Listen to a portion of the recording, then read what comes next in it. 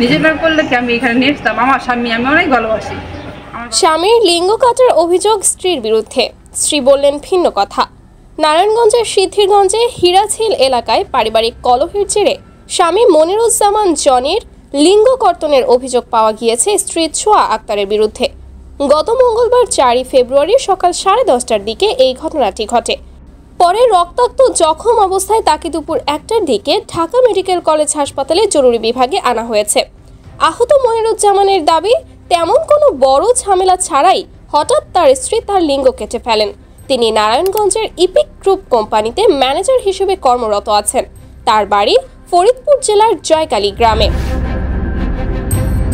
অপরদিকে তার স্ত্রী ছোয়া আক্তার ভিন্ন দাবি করেছেন। তিনি বলেন, বাবা মায়ের অমতে নিজের পছন্দে 13 বছর আগে আমাদের বিয়ে হয়। আমাদের সংসারে 7 বছরের একটি মেয়ে রয়েছে। আমার স্বামী প্রায়ই নেশাগ্রস্ত হয়ে বাড়িতে ফিরে গালিগালাজ ও অশান্তি করত। ঘটনার দিনও তিনি নেশা করে আসেন এবং কথা কাটাকাটির এক পর্যায়ে নিজেই নিজের লিঙ্গ কেটে ফেলেন।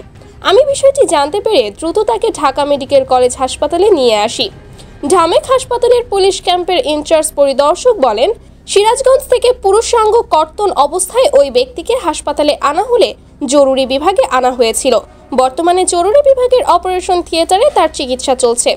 বিষয়টি সংশ্লিষ্ট থানা পুলিশকে জানানো হয়েছে।